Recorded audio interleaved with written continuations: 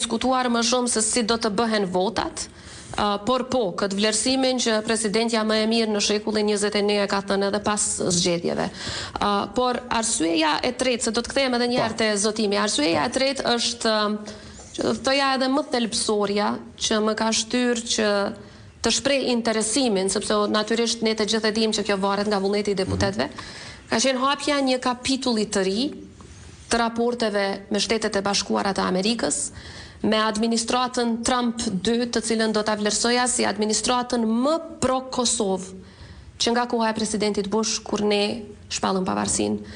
Administrata më pro-Kosovë, që Kosovës i ofron mbështetje të pakushtëzuar, pa i kërkuar koncesione. Dhe kjo është një arritur historike, të cilën Kosova nuk do duhej ta lëshonte. Dhe do të hyjmë edhe te kjo. Pra këto kanë qenë tri arsyet. Vullneti qytetar, zotimi vetë kryeministrit se dëshiron ta vazhdoj këtë bashkëpunim në këto pozicione, dhe e treta ky kapitull i ri me SBA-t që për mua ka qenë domosdoshme ta vazhdojmë, dhe kam besuar që një vazhdim i kësaj presidence do ta bënte pikrisht këtë, por bashkarisht me qeverinë, asnjëherë ndar as prej qeverisë e prej parlamentit. Sa i përket zotimit të kryeministrit, nëse po. Po. Tek zotimi i kryeministrit. E ka mbajtur këtë zotim dhe pas zgjedhjeve, po thoni.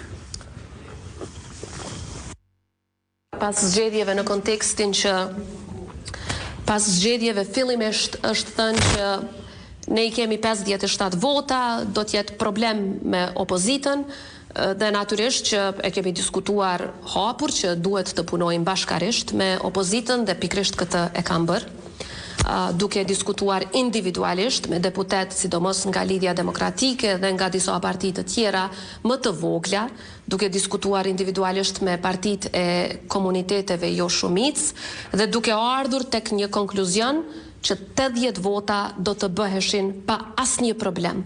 Pra sikur unë të propozohesha, të kandidohesha si kandidatja e vet me lëvizjes vetëvendosje dhe ta kishim një kandidat tjetër formal siç ka qenë gjithnjë, jam e bindur që sot do të kishim presidente, sot do ta kishim qeverin Kurti, sot do të kishim gjithçka të paprekur dhe do të ishim duke diskutuar se si të kapitalizojmë nga përkrahja jashtëzakonisht e fuqishme e administratës Trump 2. Dhe sa më shumë që unë punoja me opozitën dhe siguroheshim që votat vërtet do të jenë aty, dhe ju e dini e ka konfirmuar edhe vetë kryetari i LDK-s që nuk kam pasur qendrim refuzues në raport me emrin tim, ka partitë të tjera që asnjëherë nuk kanë deklaruar publikisht që nuk do të marrin pjesë në rast se propozohet emri im, kur u qartësua që në fakt ka shansa që unë të zgjedhem, nga kryeministri Kurti më erdhi një vlerësim krejtësisht i ri, që ishte që grupi parlamentar i lëvizjes vetëvendosje dhe ai personalisht nuk e përkrah kandidaturën time. T'ju them shumë sinqerisht, po megjithatë, siç ja kam bërë të qartë edhe vetë atij, unë as nuk jam e lidhur me këtë pozitë, natyrisht që e kam vlerësuar që është në dëm të interesit të shtetit tonë, pikrisht për shkak të momentumit që na u hap me Shtetet e Bashkuara të Amerikës dhe me një administrat që shumë prej të arriturave i lidh me relacionet ndërpersonale, që kjo nuk është hera e parë, dhe që kam vlerësuar që kjo do të krijonte një shkputje dhe një humbje të momentumit, por megjithatë e kam pranuar si fakt, e kam pranuar si të vërtetë, dhe kam shpresuar që ne mund t'ja japim dorën njëri tjetrit, ta falenderojmë njëri tjetrin për bashkëpunimin e deri tanishëm dhe të vazhdojmë rrugët tona, megjithatë në ndërkohë pastaj u tentuan lloj-lloj manipulimesh. E para thuhej që kinse Vjosa Osmani, kinse unë i kam kërkuar kryeministrit. Para se shkojmë aty, sepse është shumë interesante, dua të kuptoj, do të thënë, nëse jam i qartë. Ka 3 momente, 3 faza që kalon rruga e presidencës ndërmjet Kurtit dhe Osmanit. Para zgjedhjeve ju ka thënë do vazhdojmë bashkë, jeni presidente më e mirë e shehullit Nisenit. Pas zgjedhjeve ju ka thënë ne kemi vetëm 57 vota, do të punojmë me opozitën që t'i bëjmë gjithë votat për ju. Në momentin që u shpreh qartë Lumir Abdugjiku dhe tjerët nuk ishin kundër, heshtën dhe u siguruan votat, Kurti dhe grupi parlamentar erdhi dhe thanë ne jemi kundër emrit tënd. A kishte një argument, nëse isha i saktë në analizë, A kishte një argument të kryeministrit Kurti pse ndryshoi mendjen ndaj jush? Ndoshta do t'i them këtë në ndonjë moment tjetër, por kryesisht është lidhur me punën time në fushën e politikës së jashtme. Pra është shprehur që i duhet një president që fare nuk merret me politikën e jashtme.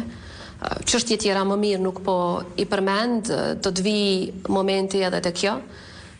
Mirë po dua ta sqaroj edhe për qytetarët e Republikës së Kosovës që përgjatë këtyre 5 viteve, në fakt jam që 5 vite e gjysmë këtu sepse isha edhe si UD presidente, kam bërë gjithçka me tërqenjen time që ta mbroj interesin e Republikës së Kosovës, kam zbatuar kushtetutën e Republikës së Kosovës dhe jam marrë me politikën e jashtme atë sa janë marrë edhe presidentët e tjerë, pra nuk kam bërë diçka jashtë asaj që e parasheh kushtetuta, apo jashtë asaj që ka qenë praktik, sepse unë kam punuar 5 vjetë edhe me presidentin Sejdiu, si shefe ti e stafit, dhe të njëjtën e ka bërë edhe ai, me të drejtë, sepse ashtu e parasheh kushtetuta. Dhe mos të harrojmë që këtë presidencë e ka ndërtuar presidenti Ibrahim Rugova, si institucion të fortë, dhe unë e kam ndërmend ta lë si të tillë. Dhe jo ta shndroj në një institucion inekzistent që nuk bën asgjë, që nuk i ushtron kompetencat kushtetuese, që nuk përfaqëson imazhin e Republikës së Kosovës, që nuk i mbron interesat e Republikës së Kosovës. Po 5 vite ka qenë mbrojtja e sovranitetit, e integritetit territorial e qytetarëve të Republikës son, peshur propagandën serbe në çdo institucion deri në Kombet e Bashkuara, duke i paraqitur para syve të botës krimet e Serbisë, përfshi edhe involvimin e Vučićit në to. Le të ma thot dikush si e pas ka dëmtuar interesin e Republikës së Kosovës kjo ndonjëherë. Zonja president, është vërtet që çdo president është marrë në politikë të jashtme, parashikon kushtetuta. Dhe nuk ka pas probleme me kryeministrat e kohës. Por për shkak të realitetit, asnjë kryeministër e kohës nuk ka qenë një farforme i izoluar, si që vetë zoti Kurti apo mbështetësit e tij e pranojnë me argumentin se ky njeri është i pashantazhueshëm dhe nuk bën pazaren kurrës Kosovës. Dhe logjika politike do, unë jam përfaqësuesi i shqiptarëve të Kosovës, mua më duhet një president që nuk flet anglisht, pra që nuk ju takon sepse do më takoni mua. Dhe dyshimet e tij se kryetarët e shteteve të shtetit Kosovës kanë bërë dhe pazare me territorët. A jep kjo një farë logjike presidentit, kryeministit Kurti që ka qenë vetëm kundër jush, po duket?